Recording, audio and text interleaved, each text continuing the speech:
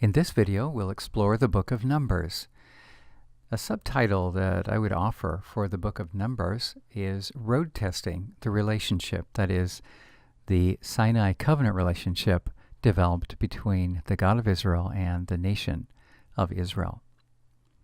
Let's look back, and here are some expressions and topics that will remind you of what we've covered so far in the Pentateuch. In Genesis, we saw origins of many sorts, origins of the entire cosmos, the first family, the first appearance of disobedience and death. We saw the origins of God's chosen family, and here we're thinking of chapter 12 and following, the family of Abraham. In Exodus, we discovered the rescue of a people which God turned into a nation where He wanted them to be in particular relationship with Him. And that relationship was codified through the Sinai covenant. Later in Exodus, then, God gives direction for the tabernacle so that He may dwell with them. The book of Leviticus shows the people of Israel how to maintain that relationship, how to convey to God expressions of entire commitment to Him, how to convey expressions of gratitude, and how to walk through repentance and experience forgiveness when the relationship has been damaged by rebellion or disobedience. And so now we come to the book of Numbers. The next few slides will present some maps that will orient us. We're interested here in pointing out that the failed entry of Numbers 13 and 14 at Kadesh Barnea would be here. The book begins with them at Sinai, likely towards the south of the Sinai Peninsula, then making their way up to the northeast to Kadesh Barnea, and this is the point at which in chapters 13 and 14 they are afraid that God will not be able to overcome the people currently residing in southern Palestine, and so they turn back. Here's another map. It's tipping the orientation of the previous one about 90 degrees to the left. So we see the Dead Sea. Kadesh Barnea would be down below the center zone of the map that's shown here. The Dead Sea, the Jordan Rift Valley, moving up to the northwest.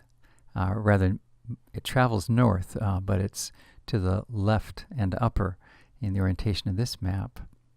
Here we're particularly interested in locating where were some of the kingdoms located that Israel encountered as they proceeded up the Transjordan. That would be the eastern side of the Dead Sea, the eastern side of the Jordan River. They would encounter the kingdom of Moab, and then Sihon and Og further north. Ammon, you see the general locations. You see Jericho located here just towards the top of the Dead Sea.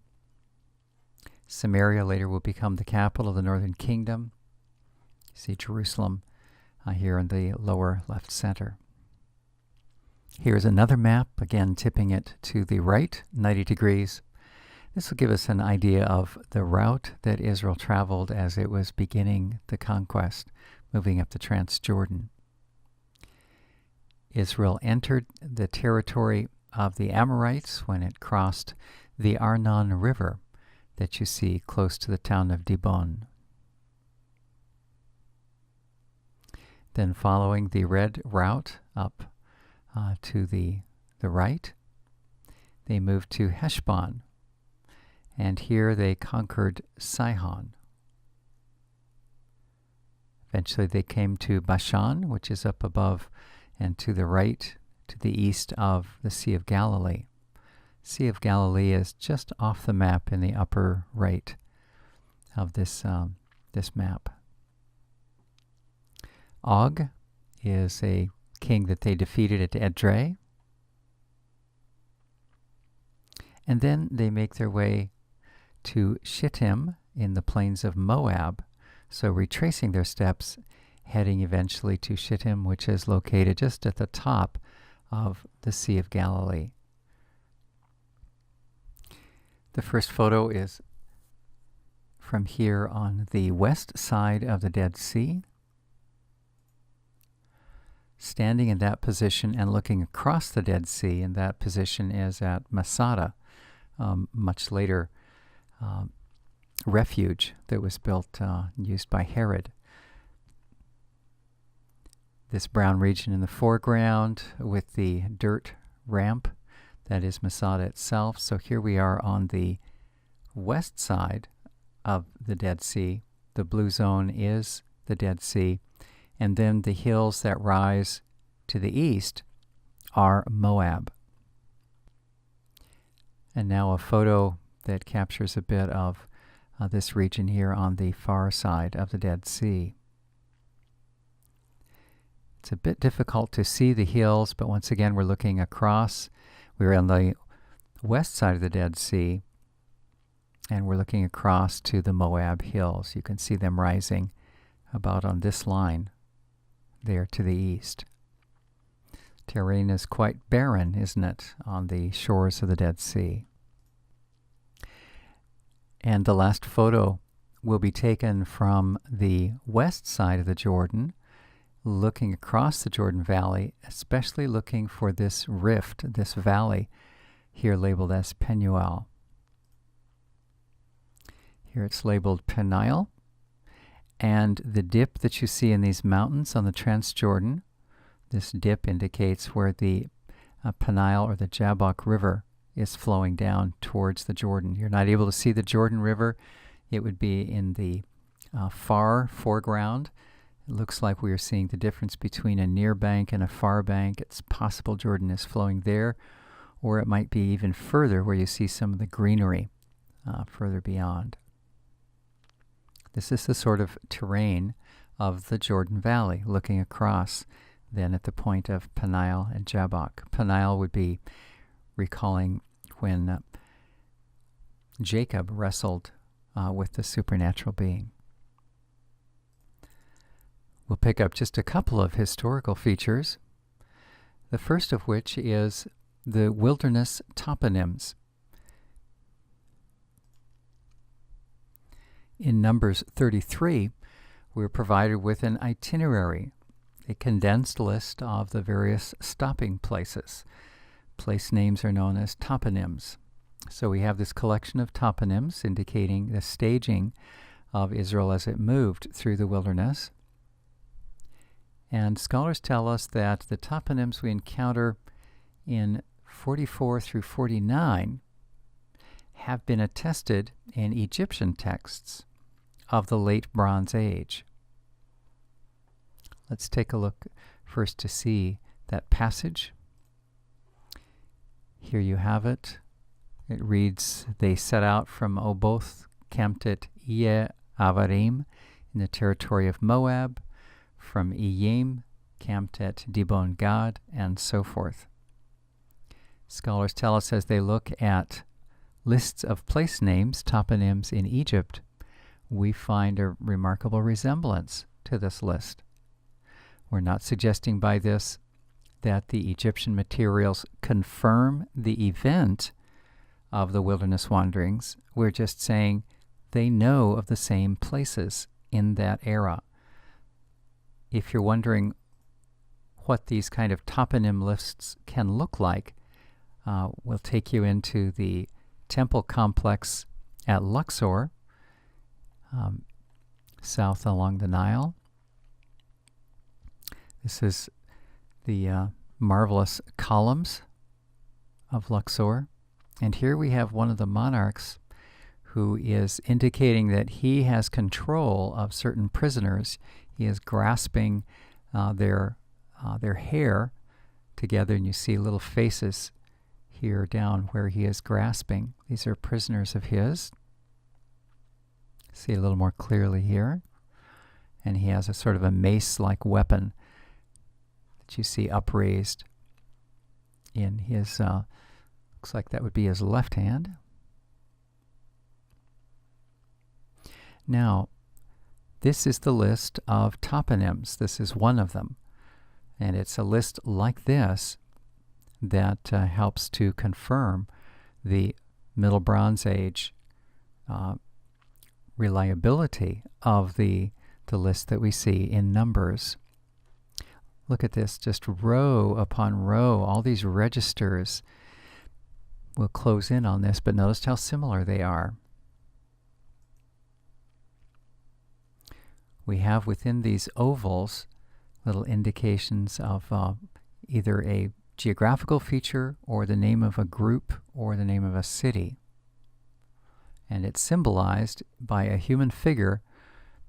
And notice that the arms are bound at the elbow behind them. This is an indication of servitude or being imprisoned, immobilized. Presenting this oval indicates a name. This is a cartouche. Now, I am noticing that there's a particular denticulation. Notice how the line is very wavy. This is not typical cartouche.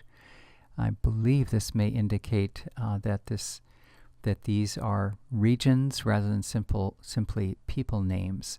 Sometimes when it's a rough or a denticulated surrounding, that can indicate something more like a fortress or something on that sort, rather than an individual's name, like a ruler's name. They typically would not have this denticulation.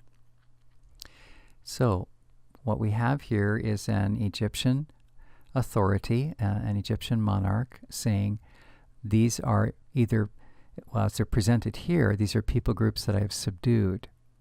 Sometimes these itineraries, these lists of places are thought rather to indicate routes and places where the monarch or his emissaries have traveled, rather than it strictly being a military campaign. So this is what we have in mind, this sort of a list in Egypt that, when read against the backdrop of Numbers 33, there's a particular list. Late Bronze Age. Earlier I said Middle Bronze. I believe it's Late Bronze Age. And so there's confirmation of the reliability of the material in Numbers. A second historical feature has to do with a critical issue, and it pertains to the population count. 600,000 plus of men age 20 and above. And if you multiply that out to include larger families, that is the children, spouses and children and so forth, it gives us a vast group of people, which some scholars have said this is just improbable. This could not possibly be accurate. Well, something to keep in mind relative to this is that when we have some of this census information, some of it is used to map out the correlation of the firstborn of the males of the 11 tribes, that is, tribes other than Levi, over against the Levitical males. The reason being, the firstborn males are to be dedicated to God. They belong to God, and they must be redeemed. They are certainly not to be sacrificed, but they must be redeemed. The way God arranged that this should happen was that he ordained that the priestly, the Levite tribe, men in the Levite tribe would be entirely his, firstborn or otherwise, and they would represent or replace the firstborn, say, of the Reubenites or the Gadites or the tribe of Judah, who were free to go on with their farming or working as merchants. They did not need to extract themselves, even though those firstborn men belonged to God.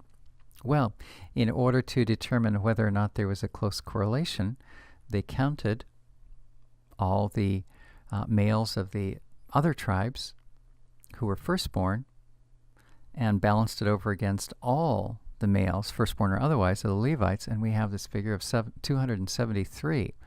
There were more of the non-Levite firstborn than there were of the Levite males. You're maybe wondering, well, why all this detail? Well, that's just it. You see, while on the one hand we may wonder, justifiably, how could such a large group of 600,000 plus be reasonable or reliable for the population of Israel?